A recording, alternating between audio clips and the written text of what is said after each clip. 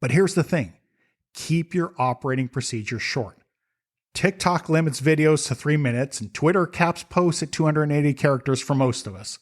We live in a time where less is more, and our attention spans have seriously shrunk. Therefore, when you're creating SOPs, aim to make the short videos of less than 2 minutes in length. Show your employees how you want them to perform a specific task, and if you need more than 2 minutes, just break your instructions up into a few shorter video steps.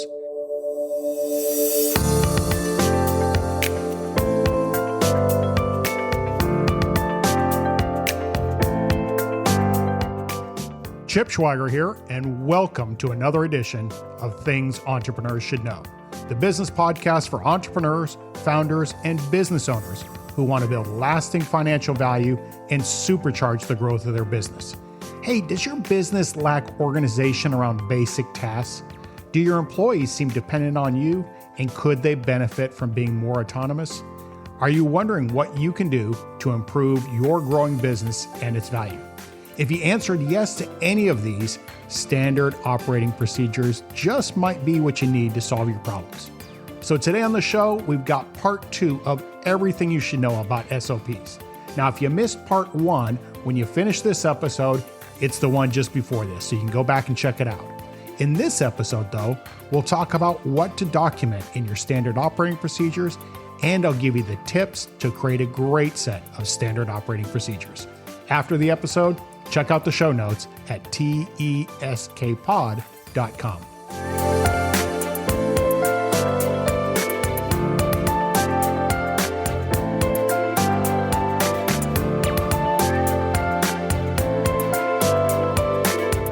Hi, and welcome back. So let's talk more this week about standard operating procedures. Now, this is part 2 of our 2-part series, and that's really because there's just so much to unpack here. This week, I'll reveal what to document in your SOPs, and I'll give you the tips to create a great set of standard operating procedures. But first, let's get level set from the last episode. So as a reminder, standard operating procedures, or SOPs, are a set of instructions used to train and onboard your employees to complete a task. Now, last episode, I talked about why they're important, how they're the secret to happy customers, and how they can make everything more efficient because you're training really confident employees. So let's shift gears just a bit and talk in this episode about what to document in your standard operating procedures. One of the most common misconceptions about SOPs is that you should have some sort of grand strategic plan and months of thoughtful planning. But it's really not like that at all. In reality, employees of your business need practical thinking for getting stuff done. So my first piece of advice when it comes to documenting your SOPs, stick to tactical instructions. At a minimum, consider creating an SOP for the following items. First is your way of serving customers. So restaurants refer to the place where the customer experiences their food as the front of the house. Regardless of what industry you're in, you probably have a way you want customers to be treated in your most common interactions with them. Create an SOP for your most important moments with your customers so that employees know what you want and how you want your customers treated. You also might consider an SOP for email communication. So brands are built on consistent communication. So if there's a specific way you want your employees to create their email signature, or maybe a font that you want them to use, create an SOP. You also might think about an SOP for using your company's logo. Like reputations, brands take years to build and really only seconds to destroy. And that's why it's critical your logo always appears in the same way whenever your employees are using it. So create an SOP to show them how you want your logo displayed. You also want SOPs for things that we'll call behind the scenes functions. So think about maybe an SOP for entering a customer into your database. It's important that critical customer information is kept organized and that it's formatted consistently, which is why you should create an SOP for creating new customers in your systems. Also, maybe an SOP for billing your customers. Cash is king for any small business, and you've heard me say this before. So consider an SOP for generating invoices or for billing customers so that anyone can follow your process when your bookkeeper is away. Also consider an SOP for collecting cash. Like billing, if you give your customers time to pay, developing an SOP for collecting receivables is super important. And maybe an SOP for onboarding a new employee. So first impressions matter for customers, and they're even more important for your employees. Nail the first few days of their time with you, and you'll create a loyal employee. So create an SOP for how you'll onboard them, considering things like how your team can set up a new employee in your payroll and employee benefits system. And it doesn't have to be just these examples. Just brainstorm on what you think you may need.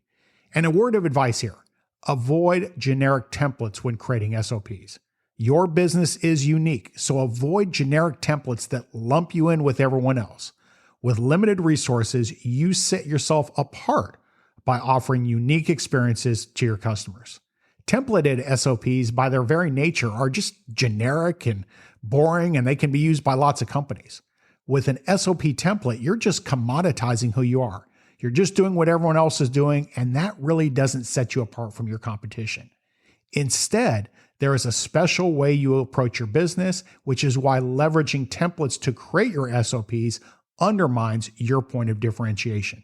So you're going to want to create an original SOP here that illustrates how unique your company is. Now, if you're asking yourself, okay, Chip, I get it, but how do I create these SOPs? How do you actually do it? Well, I'd start by considering your own preference for learning. Think back to the last time you purchased a new gadget or a tool or some piece of technology or downloaded an app. Did you read the instruction manual?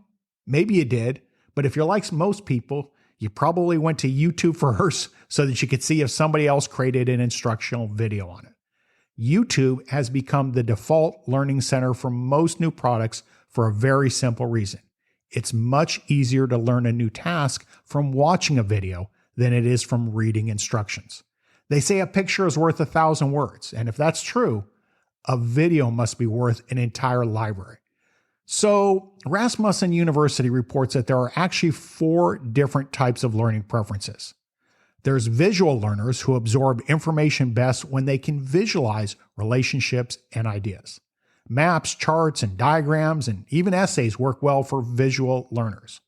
When instructors illustrate or diagram their lectures on a whiteboard, visual learners may find that they remember the information much better. There's also kinesthetic learners, so these folks are the most hands-on learning type. They learn best by doing, and they may get fidgety if they're just forced to sit there for long periods of time. Kinesthetic learners do best when they can participate in activities or solve problems in a hands-on manner. Sometimes even being physically engaged, like tossing a ball or knitting, will help these folks retain information better. Auditory learners are all ears. They tend to prefer listening to information and to be linear thinkers that may repeat things that they hear out loud. When it comes to studying, an auditory learner might remember material best if they talk about it with somebody else, since it'll be easier to recall a conversation than a visual image of words on a page. And finally, there are reading and writing learners. So reading and writing learners are extremely comfortable with the written word. They prefer to consume information by reading text and can further absorb information by condensing and rephrasing it.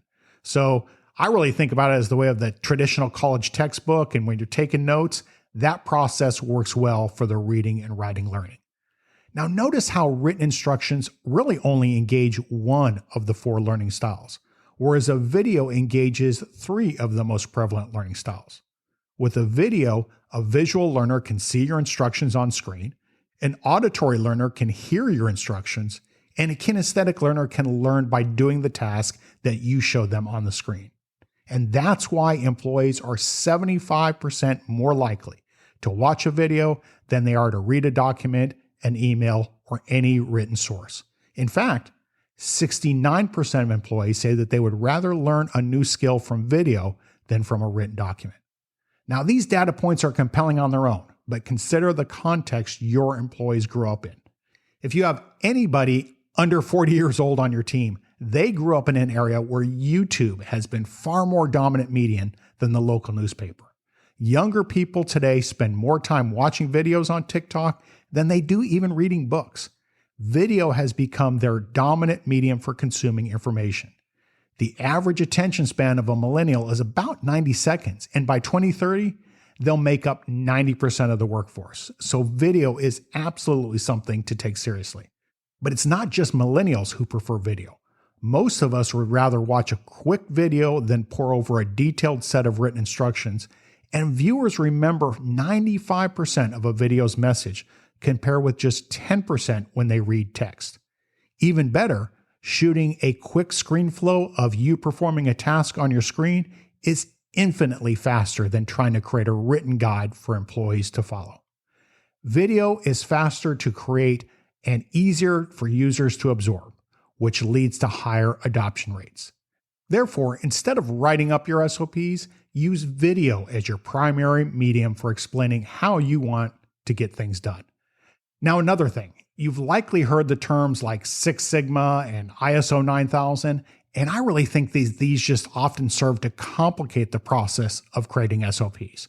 While these programs have merit in larger businesses, I think they're really just too complicated for most small companies, which leads many owners and managers to simply go without creating SOPs. And I think that's a big mistake. Rather than spending days planning out a complicated workflow of interdependent steps, simply record a video of how you want the task completed. Whatever you do today works. It's got you where you are now, and it's going to work fine. So simply shoot an instructional video of the way you want it done. It doesn't need to be perfect. Done now is better than done perfectly later. Once you have a rough video, then just break the SOP into different steps. If it's an SOP that employees complete using cloud-based software, a good rule of thumb is to create a step for each new screen that you load in demonstrating your instructions. Also, you can create a new step when an SOP involves passing the baton from one person to another. But here's the thing, keep your operating procedure short. TikTok limits videos to 3 minutes, and Twitter caps posts at 280 characters for most of us. We live in a time where less is more, and our attention spans have seriously shrunk.